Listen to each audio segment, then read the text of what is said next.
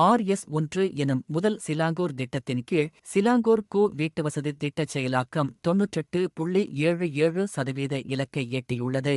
59,000க்கும் மேற்பட்ட குடியிருப்புகள் வெற்றிகரமாக கட்டி முடிக்கப்பட்டதே இதற்கு காரணமாகும்.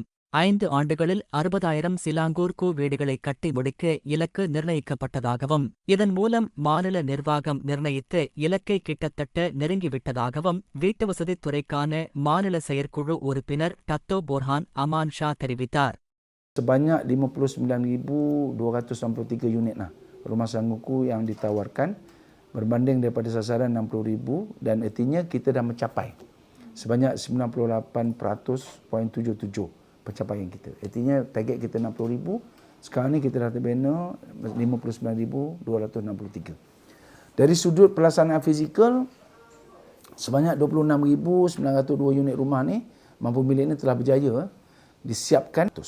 Artinya pencapaian kita artinya sampai target. Tidak ada yang lari daripada apa yang kita targetkan lah. Jadi sekaligus menunjukkan berprestasi pelaksanaan yang baik dan konsisten usaha kerajaan negeri untuk menyediakan rumah mampu milik kepada rakyat. Ini atas kerjasama semua developer, pemaju, termasuk juga agensi kerajaan, itu anak syarikat kerajaan yang melaksanakan. மாநிலத்தின் பொது வீட்டுவசதி சிக்கல்களை கையாள்வது எளிதான காரியம் அல்ல என்பதை ஒப்புக்கொண்ட அவர், சிலாங்கூரில் 7.5 மில்லியனுக்கும் அதிகமான மக்கள் வசிப்பதாகவும் இது மலேசியாவிலேயே அதிக மக்கள் அடர்த்தி கொண்ட மாநிலங்களில் ஒன்றாக இருப்பதாகவும் அவர் தெரிவித்தார். Selangor ni isu perumahannya agak terkawal, cuma kita mempunyai penduduk yang agak ramai. Ya, kalau kita sekarang melebihi 7.5 juta.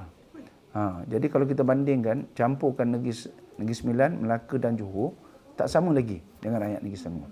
Jadi bila kita rakyat ramai, keperluan dari segi semua infra termasuk perumahan ni dah tentulah menjadi satu perkara pokok lah. சிலாங்கூரில் உள்ள பெரும்பாலான மலிவு விலை வீட்டுவசதி திட்டங்கள் நகர்ப்புறங்களிலேயே கட்டப்படுவதாக தஞ்சோங் செப்பாட் சட்டமன்ற உறுப்பினர் தெரிவித்தார். இதில் காஜாங் பகுதியில் அதிகபட்சமாக 11,000 குடியிருப்புகள் கட்டும் திட்டம் மேற்கொள்ளப்பட்டுள்ளது. Ya, kalau ikut pecahan, pelaksanaan perumahan mampu milik ini menunjukkan bahawa pencapaian sangat memberancang bagi di kawasan-kawasan utama lah. Di antaranya antara kawasan Kajang. Kawasan Kajang ni antara penduduk yang ramai. Sekarang ni kita dah menyediakan lebih daripada 11,000 unit. Ya, 11,000 ini kami dekat siap ni lagi. Baru ni aja kita melancarkan lagi ada 2,000 unit lagi. 1,000 lebih lagi.